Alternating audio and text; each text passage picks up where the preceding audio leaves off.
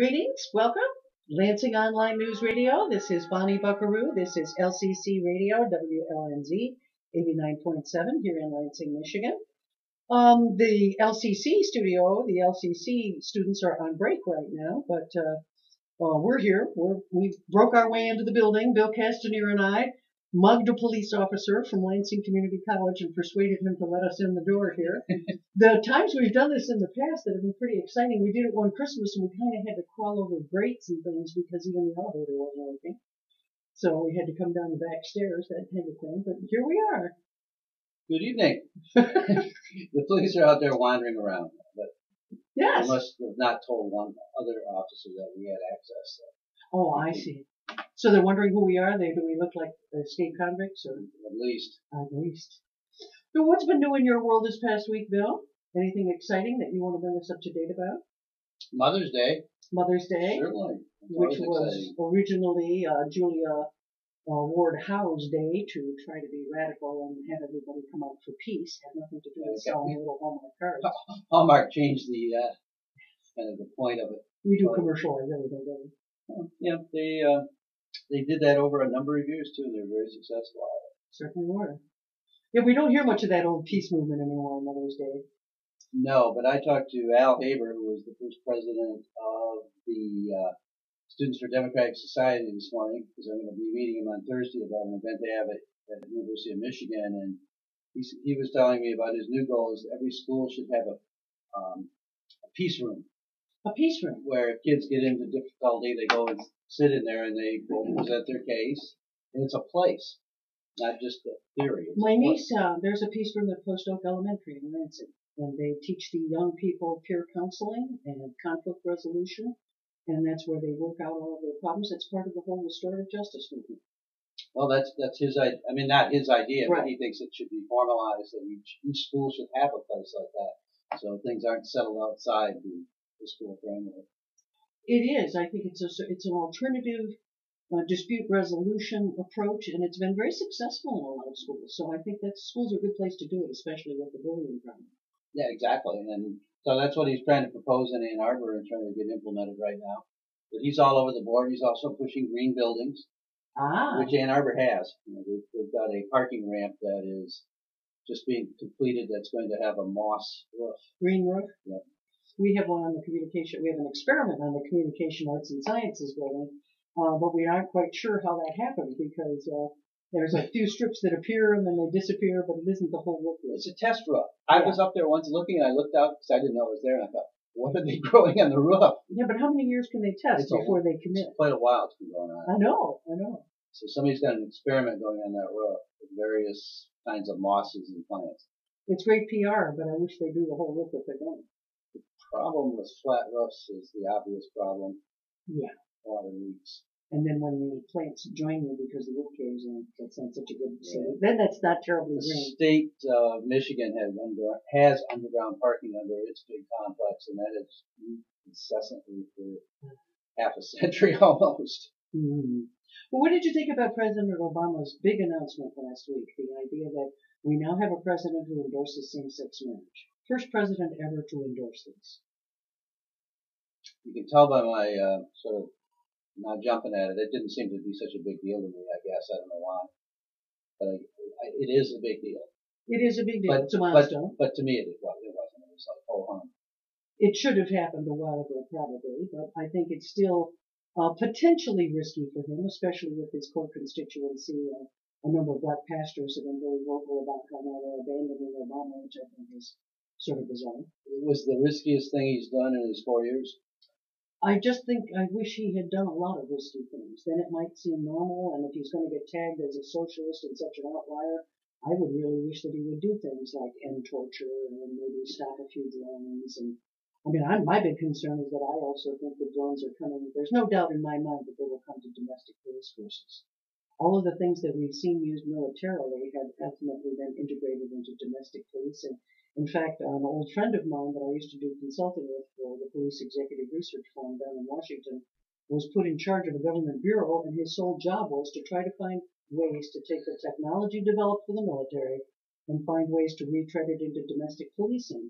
Needless to say, there was a large constituency of corporations that were willing to put a lot of lobbying money behind that effort. So how do you think drones would be used? Just to monitor surveillance? Yeah. And so when you see that little thing buzzing around somebody's head, I mean, eventually it'll get to that point. Well, remember we used to have helicopters in Lansing that were used for that, which were relatively inefficient because they made so much noise. They didn't work. And crashed a and lot. Very expensive. And crashed. And they didn't just have them hover over some bad guy's house every day. It's really strange. But I think that if I were a pedophile who was released, I could, in the next decade, I could expect to see a little hovering drone around me for the rest of my life. And drones are going to get smaller. I mean, in fact, they started small. So, I mean, they already have a small drone. I know. I'm a little bit worried about the nano drones. When we have nanotechnology, a few of those, when they go up my nose, they're going to be able to keep track of me from anywhere. Well, 10 years ago, I created a drone with a blimp with a micro camera on it. Oh, interesting. It would transmit to a cable channel. It was kind of fun. Oh, that would be fun. It didn't work very well in the wind, I'll tell you that much right now. But it was kind of like those things you see on TV on sporting games. They have drones that run, do the game. Yeah. But, so you were Rocket Boy in your youth anyhow, right? Yeah, we made missiles, guided missiles. But I was fascinated with things like that with flight. I mean, they weren't tremendously edgy, but I liked to recreate things like that. It was interesting. I mean, you could move the thing around. It was remote control. You move it where you wanted, but anything outside a room with a large ceiling, it was like useless. Yeah. I do like those remote controlled little helicopter things that they have now that you can fly around the room. There's one that you can get now too that are sort of large mylar fish, and they'll swim into the room. I really see. That's kind of what that blimp was. Yeah. I mean, they probably made it into the style of a fish. Mm-hmm. Something else that happened last week is Maurice Sendak died. That's very sad. That was sad. And he talked about the fact that he felt always ostracized because being gay and writing children's books was for many years a very sort of dangerous proposition, and he had to really remain positive because so many parents might have objected to having his books in their home. And he talked kind of poignantly about that a few years before he died. I watched in an obituary that was done on TV. They had interviewed him about that topic. So it's kind of too bad he didn't live to see this era completely. He did some interesting things with kids' books. I mean, In the Night Kitchen was banned because it showed a small boy naked. Yeah. But he took that idea directly from a Michigan author and illustrator, Winsor McCay, who was from Spring Lake, Michigan, who created Little Nemo. Oh. And if you look at the opening scene of both of them, both kids are in a bed. Oh, They're really? very similar. And he admitted doing that. I mean, he said he was inspired by Winsor McCay. Wow. Which is pretty cool. But Disney was inspired by Winsor McCay to create Mickey Mouse. Is that right? And Winsor McCay did, what's it called? Birdie the Dinosaur in 1913. I've actually seen Birdie the Dinosaur, yeah. And that's what inspired Disney. Became Steamboat Willie. Yep. Oh. And Steamboat Willie went on to become Mickey Mouse. Yep. So I think every artist builds on maybe the next generation. Wow. Well, Sendak was really a national treasure, and it's sad to see him go. It was his books really hurt. I guess you and I were probably too old to have had them read to us. Yeah. So all we could do is read them better. Like, for example, In the Night Kitchen was 1970. Yeah. People reading those to me then it would have been a little strange. Yeah, it was a different generation. It was, and it was revolutionary because kids' stories were just awful before that. I mean, they were nothing but pageant, and they had no zing to them, and he really understood that kids had a dark side. It's interesting that we see authors and sort of rediscover that. The Harry Potter books reminded us that kids are not always benign, cheerful creatures. They have a dark side. And there's something living under the bed. Yes.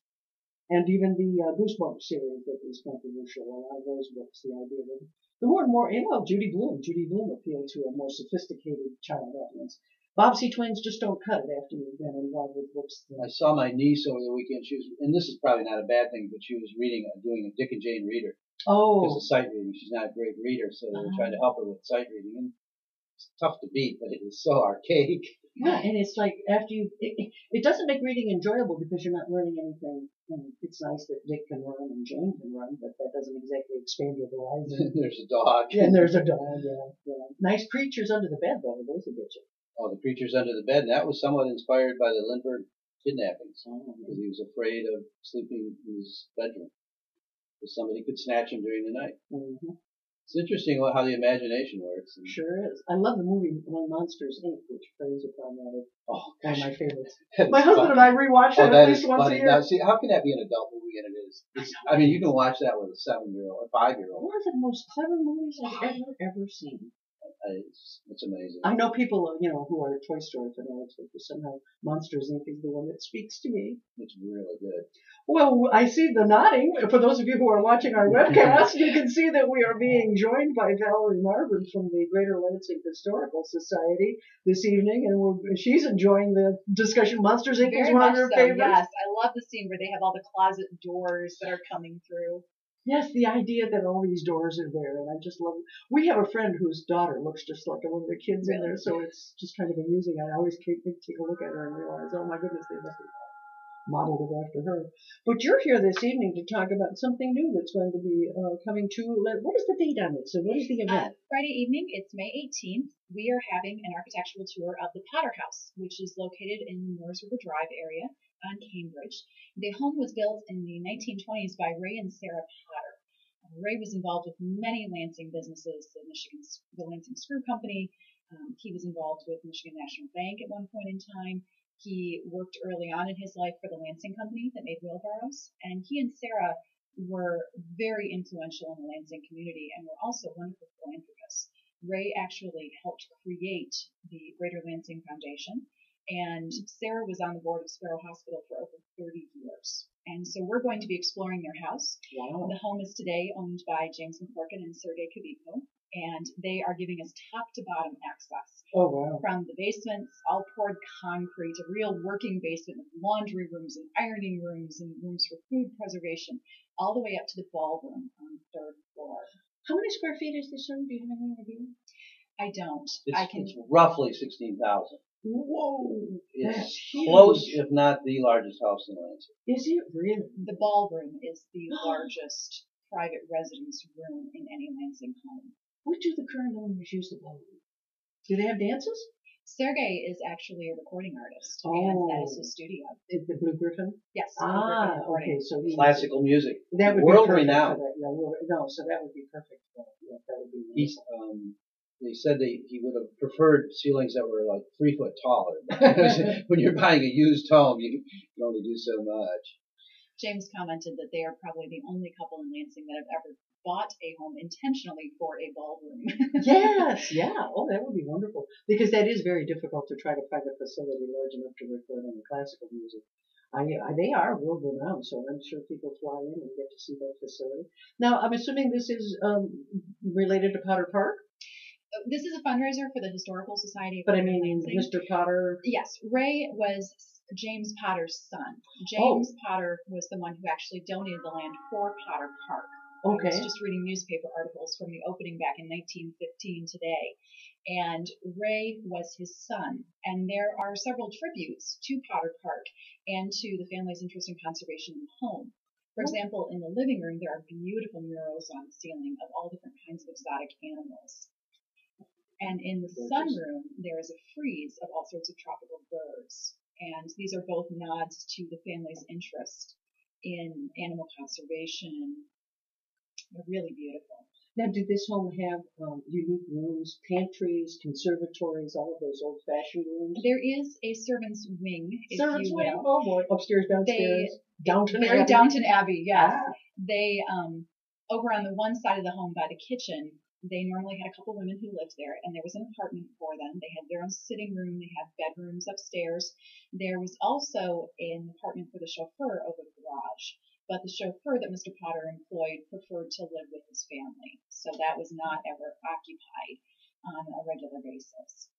Amazing. What would we expect to see in terms of, we're talking hand-polished wood, a lot of that. Beautiful hardwoods. The home is built in the English Tudor Revival style, and even though it's a huge home, when you walk in, it has a very intimate feel. Beautiful polished wainscoting. The floors are the original wide board wood floors with the wooden pegs in them. The flint fans tile work very similar to what you see coming out of areas around Detroit and so on. These were actually made in Flint in the 1920s. The company that produced them made spark plugs actually for the auto industry. And they ceramic? Yes. Was it the ceramic? Yes. Ah. And they would fire these tiles in their kiln there. Um, So just an extraordinary level of hand craftsmanship in the home. Is there any idea what a home like that would cost to build today? I would assume it would be prohibitive. It would be difficult to even find all of those same materials because a lot of the quality of hardwoods that you're going to find in a home like that is almost impossible to find today. Yeah. It's got a real slate roof. Oh, Yes. About, maybe an inch and a half thick. It's a real slate.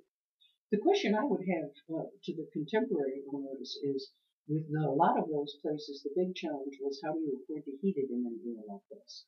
It's that many square foot, and they usually weren't very well insulated, and they, did they have to refurbish the home and put in central heating at some point? The home would have had central heating originally. Okay. One advantage of this particular home is the design of it. It's actually poured concrete construction, and so you have incredibly thick walls, and it does self-insulate relatively well. But they have made efforts over the years to put additional insulation in the house. This is LCC Radio, WLNZ 89.7 here in Lansing, Michigan. We're talking with Valerie Marvin about Friday night's open house. People can go to see the Potter House, and that's a fascinating place. I don't know that I've ever been by it. Is it tucked away in a neighborhood where you wouldn't see it on the main? It's on Cambridge. If you've driven past the governor's residence, it's right next door to that. Oh, that is a good neighborhood. It's not a bad neighborhood to be. Yes, it is. I would think it's a relatively safe place, isn't it? Valerie, because we were talking about how history has an impact upon illustrators. Why should history be important to us? Why should we care about an old house like this? For two reasons. First of all, these houses, this neighborhood has always been the epitome of success in Lansing. The neighborhood was originally developed in the 1920s with land that was owned by Mr. Moores, who's, of course, the neighborhood is named after. He helped create the country club in Lansing in 1908. And first of all, the house is worth visiting because of the fact that it is just such an extraordinary neighborhood. And it's not a neighborhood that is locked in one particular decade. Those who live in the neighborhood will tell you very proudly that new homes have been added in every decade since the subdivision was originally founded. And you can literally walk the streets of this neighborhood and you can walk through Lansing history for almost the last 100 years. And by visiting a house like this, you not only experience architecture from the outside, but you can start to understand families, who lived in Lansing, how they lived at this time. And with the Potter House, you have an extraordinary family that worked very hard to be ordinary. Ray Potter was not the sort of man who went out seeking publicity, but he truly worked for the good of the community, and he and Sarah were very dedicated to it. And it's very interesting to be able to go into the house and to see the rooms where they played cribbage in the evening, to see the ballroom where Sarah loved to entertain, to go out in the sunroom and see where a young member of their family used to sit and listen to records in the evening when she would come home. I suspect. Well, this would have been in the 50s. Oh, This 50s. would have been a record player. Much later. Mm-hmm. Oh, okay. All right. But it's so interesting to be able to actually walk into a historic home and you can start to feel the family just surround you in it. And it's a different experience than you get from looking at the house from the outside. You literally, for an evening, for a few hours, you get to step in and you are the Potters in the 1920s in their brand new, beautiful home again. You know, one of the things that was impressive to me is they did not seem to be extravagant people, even though they lived in this massive home. They had pretty simple tastes. So it's not lots of ornate carvings, that kind of style and stuff. The quality is beautiful, but it's relatively simple. And because the style of the home is modeled on English homes, English country homes, it's a relatively intimate feel. all the woodwork, the rugs on the floors. A lot of homes of that period had tapestries on the walls. It has a very intimate, warm feel to it. How do you select homes like that in the area for tours? I mean, is there an infinite supply of them, or? Well, unfortunately, we don't have a lot of old, beautiful homes in Lansing that are in the condition or have the owners who are willing to have an event of this sort. James and Sergey are very gracious. They open their home on a regular basis to many groups in the Lansing area, and we are very proud to be on the list of the groups that they are welcoming this year. You know, what's also is interesting is the period of time that others owned it and what they did to the house. Oh, did they And significantly preserved change it? So one of the groups that owned this house was the Catholic Diocese of Lansing. What did they use it for? It was the bishop's residence. Bishop Albers, who was the first bishop in Lansing, purchased it. He came from a very wealthy family, and he actually funded the purchase of the home himself. Oh, okay. Yeah. And he was the very... I hated to think the poor box went. Well, that became an issue, though. This was in the early 60s when he purchased the home, before Vatican II, in an era when bishops were still thought of as being the princes, if you will, of the church. And Bishop Albers lived in it until his death, and then Bishop Pavish lived there, and Bishop Zaleski. And Bishop Pavish actually was the one who decided to sell the home for that very reason. He felt that it was inappropriate for the church to be spending so much money on this large house to keep it up. Just the upkeep must be extraordinary. Wow. It's a big home. Now, that's the one thing I think that surprises most people when they're in it. They try to think how they could live in a home that has this many floors, and always there's no elevator, of course, going up and down. They were in pretty good shape. And that's something that we're going to be talking about during the tour. We're going to be, there will be three of us giving the tour. Jim Perkins, who is a retired architecture professor from LCC, will be talking a lot about the design philosophy of the home, the English stylings, why certain things were popular in that era. I'm going to be talking about the Potter family and how they used the home, and then James McClurkin is going to be talking about how one actually lives in a home of this sort, and how he and Sergey live in it. Yeah, that would be a challenge, I would think. And I think any of the subsequent owners made a commitment that was almost beyond their financial means. I mean, I can't imagine what it costs to keep a house, the monthly things you have to pay for.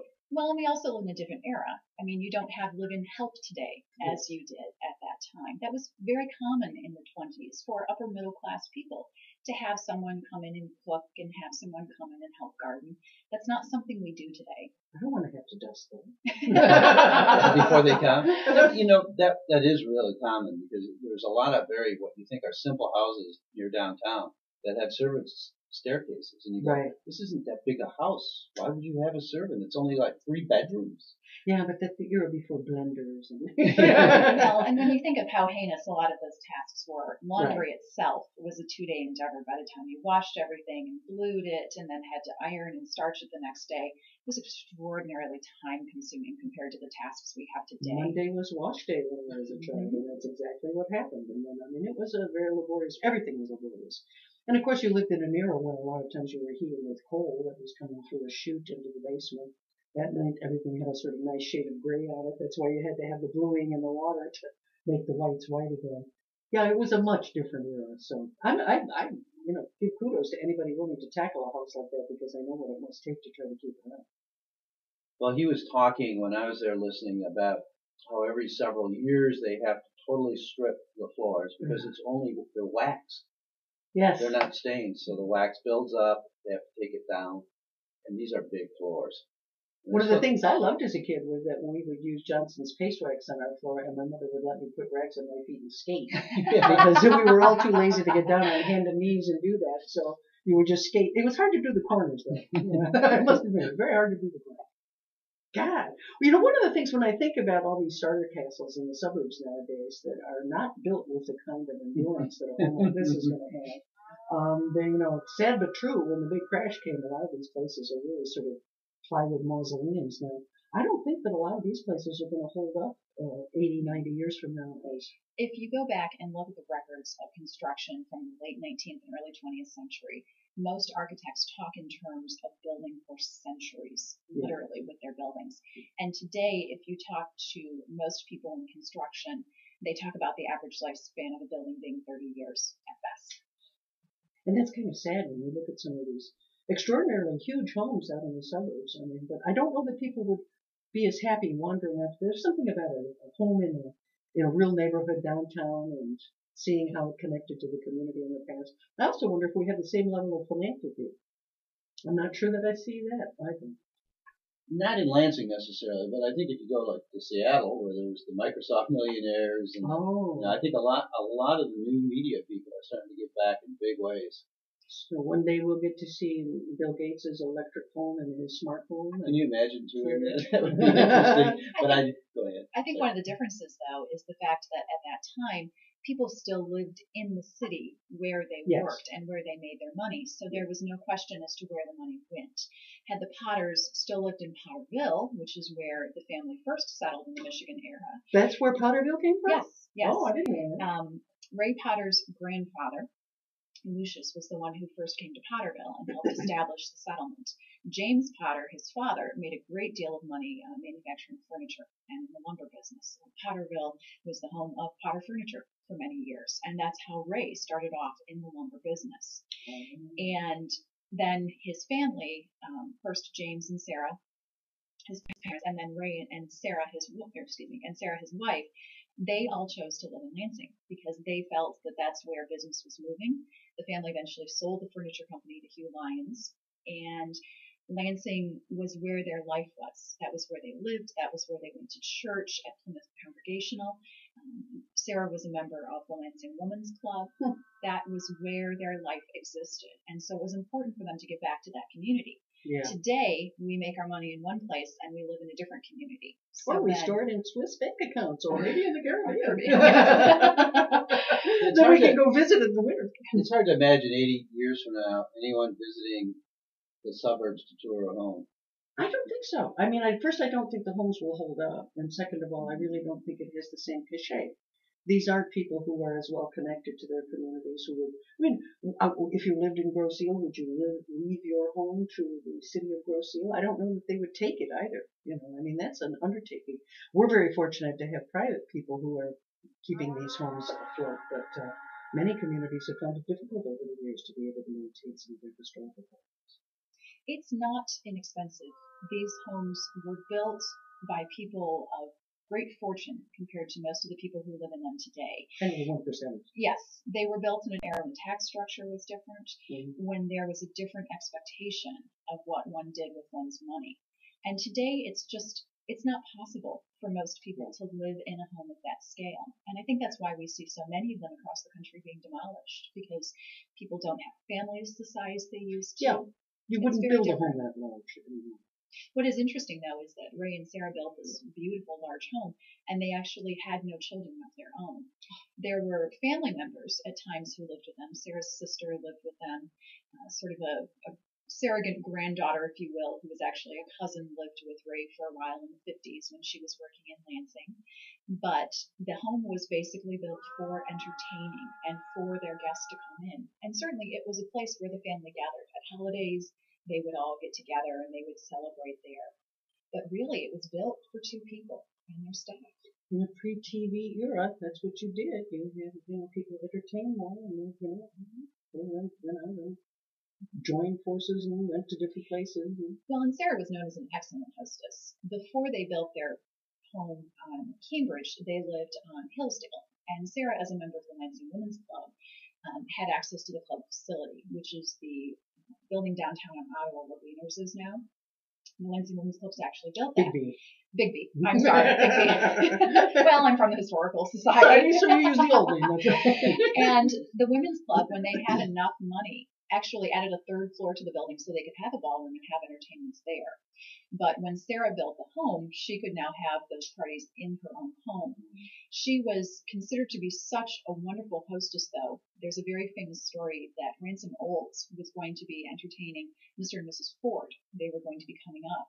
And he had no one to serve as his hostess for the day. And so he asked Sarah if she would come and serve as his hostess for the Ford family. Oh. One can only imagine the conversations that happened over those cups of tea. Oh, God, that would have been fascinating. Yeah, imagine being in the same room with Ransom Olds. I know, too bad we don't have, didn't have tape recorders there at the time. An amazing experience. Years ago, I won a national magazine award was part of a team that won it for Farm Journal, which doesn't normally win National Magazine Awards. We beat out Atlantic Sow and News. Newsweek. No, we beat out Atlantic and Newsweek, and and it was a big deal. So one of the things they did to reward me was that they were donating the Firestone home to Greenfield Village. And Harvey Firestone Sr., Jr., I guess he would have been, but he was already in his late 80s. He was coming up to do the donating of the home at Greenfield Village, and so they had me fly down to Akron, fly up with him in his private jet with the Rolls-Royce engines, and he was a charming man. And then we went to the inn that they have there at Greenfield Village. They opened up Greenfield Village at night, which they rarely if ever do. There was a private dinner for him as he was introducing the home to Greenfield Village. And we were in a horse-drawn carriage that evening to take us to and from the dinner. And it was so spectacular to sit there with somebody who was talking about being, as a child, at the knee of Henry Ford and Thomas Edison, and telling all the stories, first-hand stories of what to me was just incredible history. So there's this history woven into everything. When you start mentioning names like Ransom Olds, I mean, somebody who actually knew these people and frequented and they socialized together. And Ray was somewhat involved in the auto industry as well. He was on the board of REO at one point in time, and he actually, after World War II, did some consulting in Japan, went over and helped as they were setting up some of the motor car companies in Japan, and as a result, he was sent as a thank you these beautiful cherry trees that are planted out on the lawn. I just learned something new. You've done your homework on this. Wow. So he was the one who set up our Japanese competition. Not Not single-handed, but he was certainly involved. There's been no lesson learned here. This is LCC Radio, WLNZ 89.7 here in Lansing, Michigan. Well, I'm really looking forward to how long will the tour take? How long is the event lasts for 2 hours. It begins at 6:30. Tickets are $50 a piece. I'm not allowed to say that, but now everybody knows. Sorry. Yeah. And there will be hors d'oeuvres and so on. When we first welcome people into the home, all the doors will be open and people will be able to wander around and take a look. Then starting about 7:15, we're going to be starting the tour, and we will be covering all 4 floors, starting in the basements, talking about the guts of the house and what made it function. And as we go upstairs, we're going to talk about how the home was used, both privately and also by the different owners as they've entertained.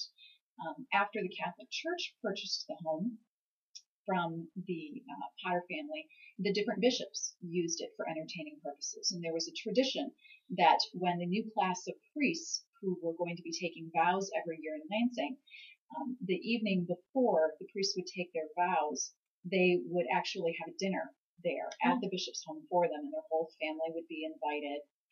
There's also the next owner, Vernon Grace Andrews. Vern was the adjutant general at one point in time for Michigan, and he and Grace still live in the neighborhood in a smaller home now.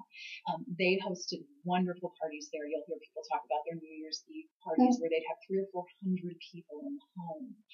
And then when Vernon Grace sold it, the Musser family that owns the Grand Hotel purchased it. And that was the only time there had been children in the house, actually.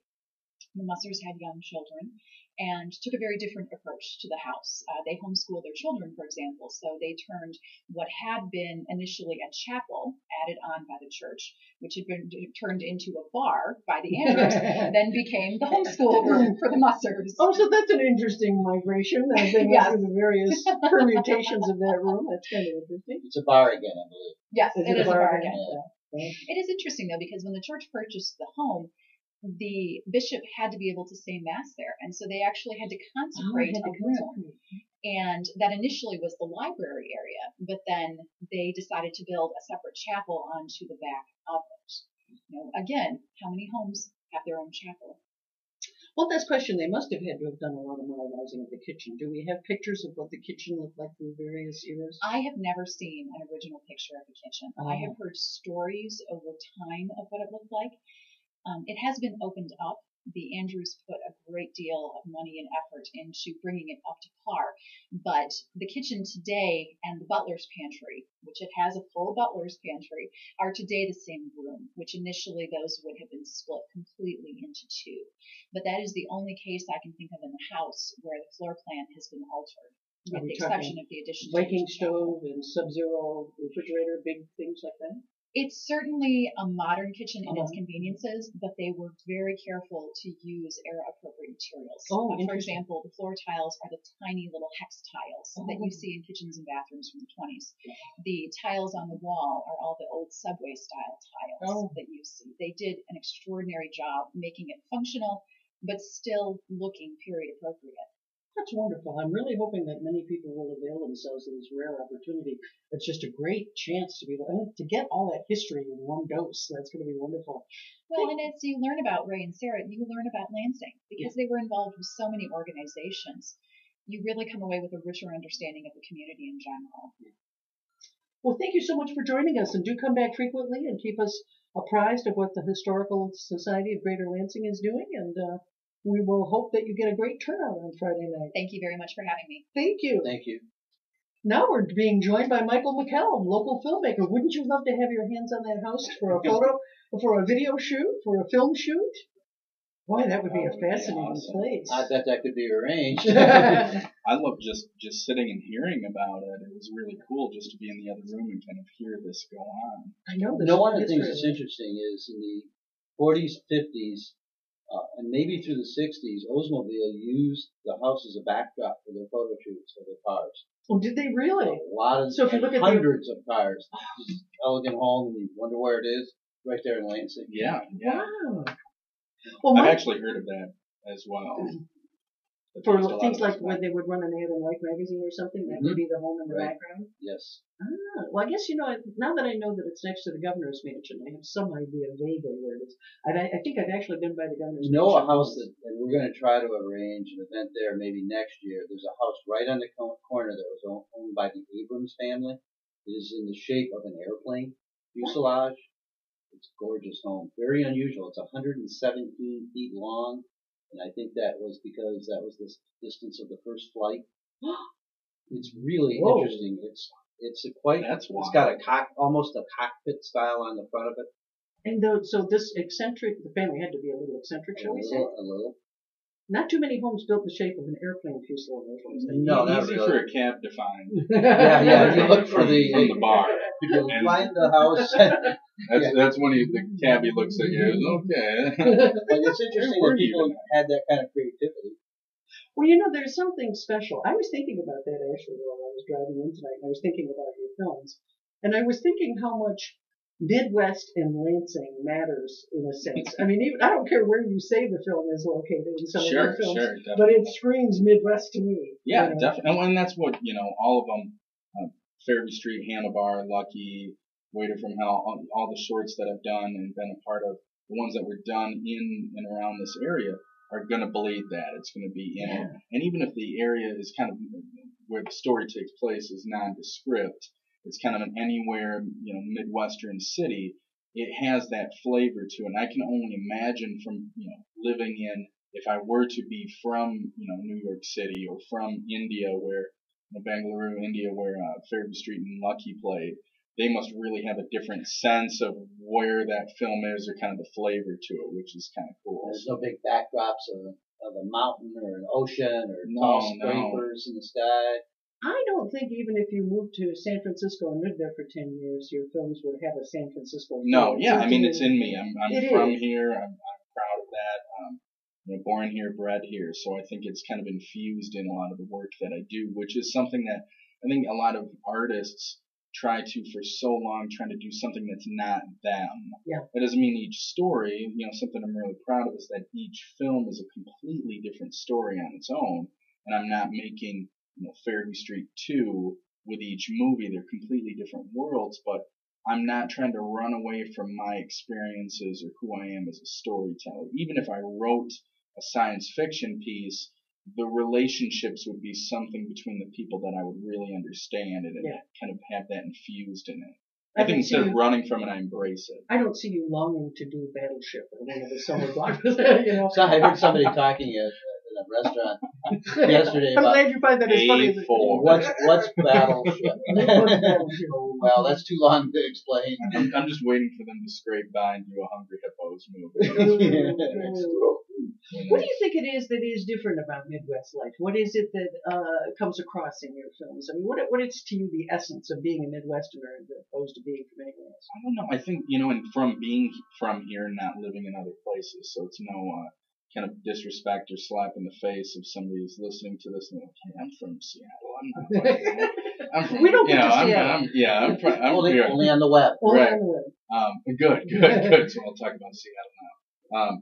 No, but I think it's, from living here my whole life and interacting with people, I think there's majority of the time there's a wholesomeness to people. I think there's a common sense that's there, and I think there's a way of conducting yourself that has some civility to it. At least a majority of the people that I encounter. So today we were meeting with the day's not over yet. Today at Gone Wired we were with Serena, who's coming to MSU this fall to teach, and she mentioned she's new living in downtown Lansing, really, and she said how she's not used to neighbors being out and wandering about on the streets and walking. And being friendly. She's from Phoenix. Right. And kind of talking and interacting. Yeah. There's times you really get involved with each other's lives in a way that you don't in many other urban areas around the country. I was just talking with a friend who was from Manhattan. He's living here now, going to Cooley, and he had just mentioned about movie ads and being in the subways and just how the movie ads are so huge there because people really don't want to interact with each other. You wouldn't you wouldn't be kind of making eye contact and like, hey, how you doing? And kind of nodding to somebody. People like, what's your deal? What's your angle? Yeah, so people really kind of keep, kind of keep to themselves, and everybody becomes kind of a pocket of their own small, little communities and their community of friends and work friends and those types of relationships. So I think a lot of time in Midwest, you just kind of break those walls and you can talk to somebody. You could be reading a book somewhere at a coffee shop, and I just kind of notice it, and I could walk by and make a comment about it and say, hey, that's really, was that good? We were just talking about this. Tell the story about being in Mason. I was out in Mason, out in front of the bestseller. There's a deli next to the bestseller bookstore there, and I was having lunch with my sister and her husband, and she left, and he and I were talking, and we were talking about agriculture because he teaches dairy science at MSU, and the guy at the next door table says, you guys farmers? Just broke into the conversation. And not to be rude, just trying to add something or be. See, that's accepted here, but like you say, in New York and other cities. No, you would say this guy is crazy, and he's going to pull a knife and get They move away about 5 feet. Yeah, and be very nervous about it. In fact, it was so funny because I remember the first time I went to Manhattan with my husband, and he was playing at CBGB's and some places down there, and we were wandering around various parts of the village and so forth, and Drew is just this friendly Midwestern guy, and I had to keep saying, no, I mean, we were heading out we took the subway out to parts of Brooklyn where he really shouldn't have been out on his own there, and he said, hi, folks. Yeah, you're like, honey, I love you, I don't want to bury you. Yeah.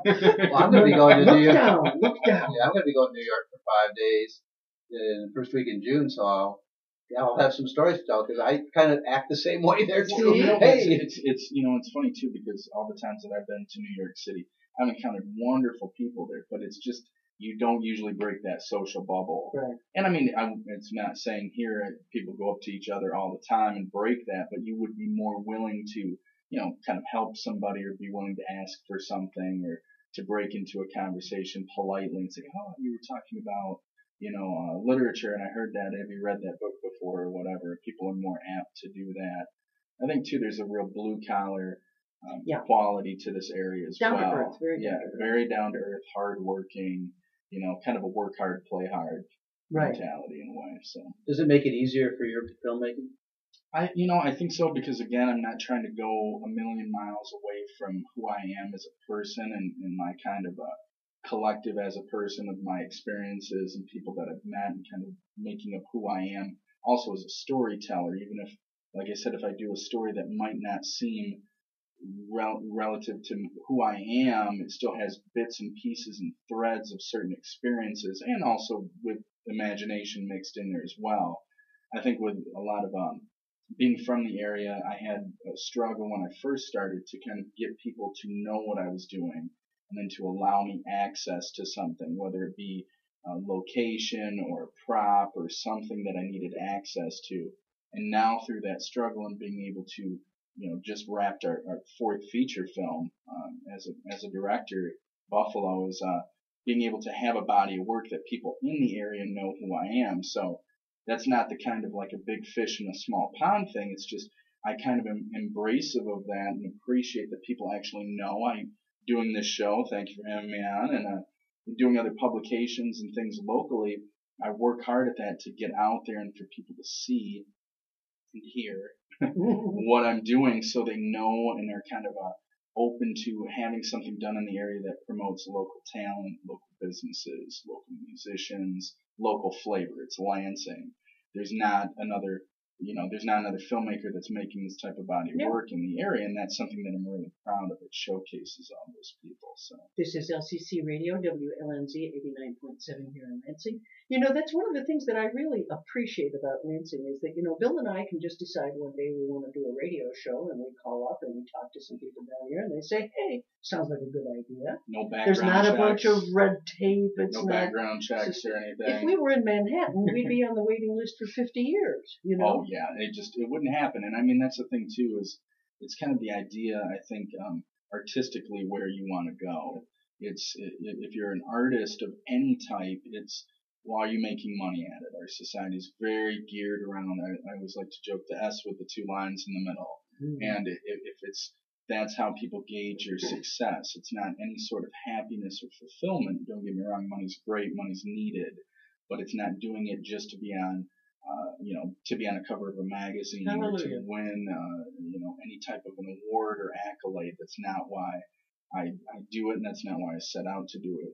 Even at the first time the camera got turned on, it wasn't because of that at all. So I think if you kind of understand who you are, what you want to do, it's an easier thing to feel like I love this area, I love being here, I love being able to work with different people and make a film in the area that is one of very few, if not just for my own work, and or go to New York City and be one of millions of people just trying to fight over the same piece of cheese artistically. Yeah, literally. You can do anything you want in the city. You can. Yeah, absolutely anything. You really can. And you can usually get a few people who are, who'll say, yeah, I'll help you with that. I'll do that with you.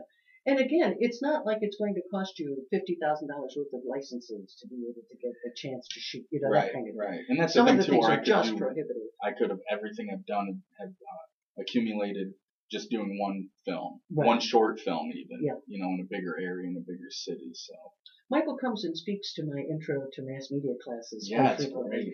And it is so inspiring because you remind students that what it is it's going out and doing it. So many of them keep thinking that they have to prepare for 4 years in college before they, try to do their first film. No, you jump in now. That's what you did. You just jumped in. You exactly. said, I want to do this with my life, so I'm going to do it. And that's what, I always appreciate that opportunity too. There's a little moment every time that I've done it where it's like, wait a minute, I'm in this auditorium talking to 300 plus students, and they, I said it the last time, was like, you all have an opportunity in a place that I never had, and I'm in here now giving you advice on what to do with your lives and careers, and I pushed through those walls, and it's always funny to me, especially with artistic students, when they finish a program, and then there's the apprehension of, okay, what do I do now? You've been told for so long what to do, how to do it, when to do it, and then concerned with more than anything about the grade. And again, our kind of educational society is geared around what that grade is, that first letter in the alphabet, and getting that over, really soaking up what the knowledge is. You can get an A on an exam or a test and really not absorb any of that information. Hopefully, if you're getting an A, you did, but sometimes you don't, and just to get out there and actually do it, and to finish a program and feel like, what am I going to do now? They should be running to do a movie. They should be overlapping what their projects are. Like this, I can't wait to get done because it's the first thing I'm going to do. Well, they should be doing them all in school. Exactly. Well, through the curriculum, they should be anyway. How do we create a culture of creativity in this city that's bigger than it already is? I mean, what do you do? I mean, what kind of atmosphere do you have to? I don't know. It's really tough. It's like we have a showing coming up at the end of June 24th.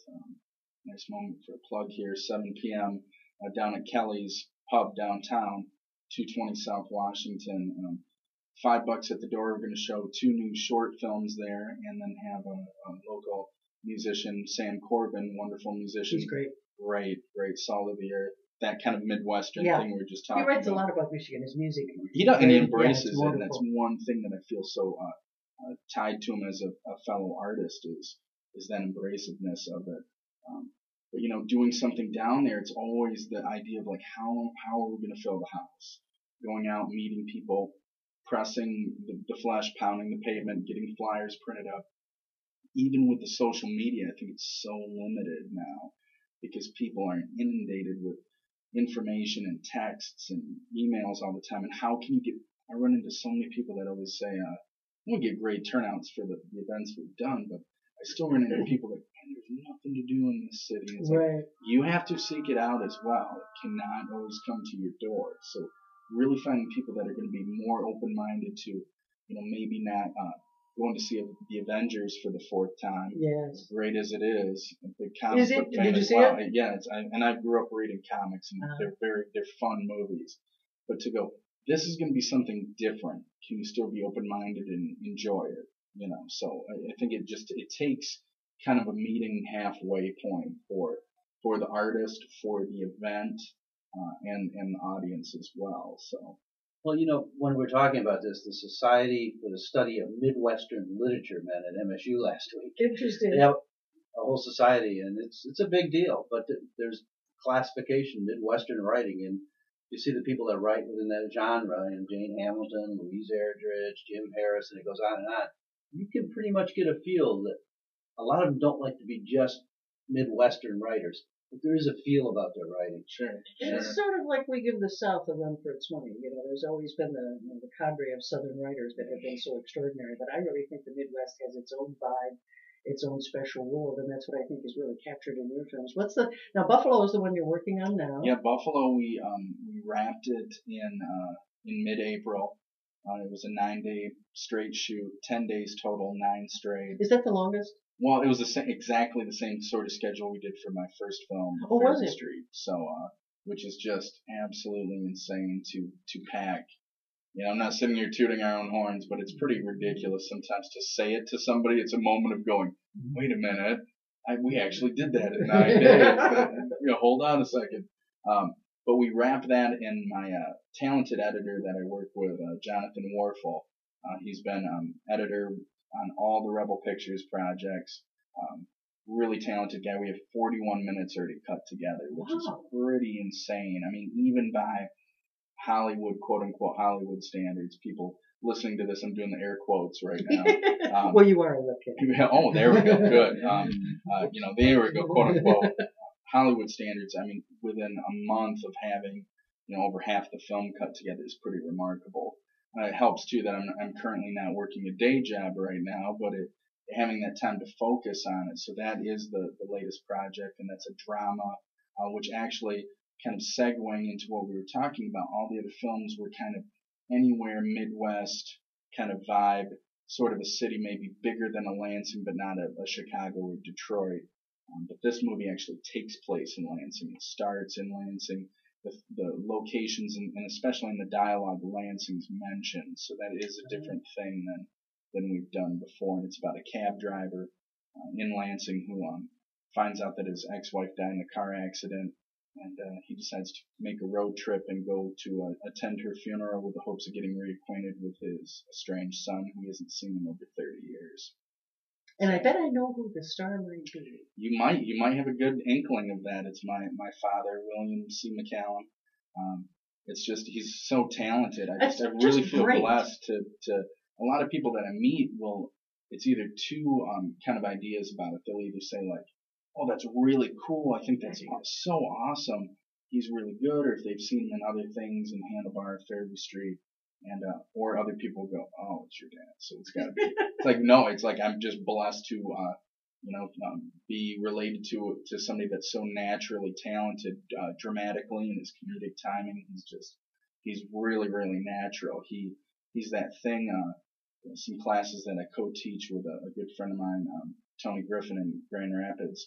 These acting for the camera classes that we've done. We really try to hit it home to the students is just be natural. don't feel like it has to be a ta-da moment all If you the could time. fake natural.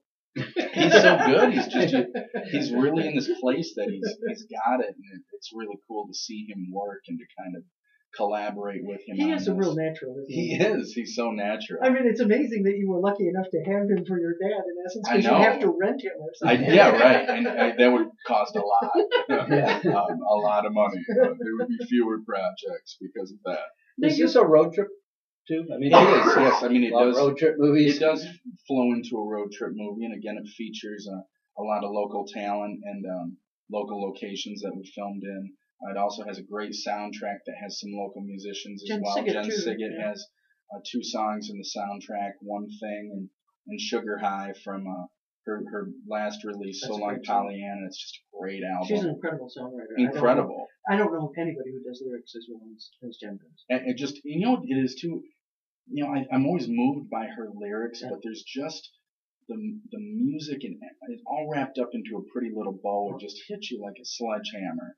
And I remember the first time that I heard her play Sugar High was a year and a half ago maybe, or even longer. And I was maybe 2 years ago, and I was heard her playing locally, and I was kind of coming up with the idea for Buffalo, and it just, the hairs on the back of my neck stood up on my arm. She's that good. them, and she is that good. Every time I hear that song, and it was wow. And so those 2 pieces of hers, and a song from Sam Corbin, and it features the Amity Front, who was one of the lead singer, Eric Allen, was from this area, and some of the bandmates were from back east, but they've since broken up, but captured some of their music in the film as well. And Graham Lindsay, who is from out of state, but his music was featured in Fairview Street as well. So there's a couple local flavor in there as well with Sam Corbin and Jen Siggett. You built up quite an oeuvre, as they say.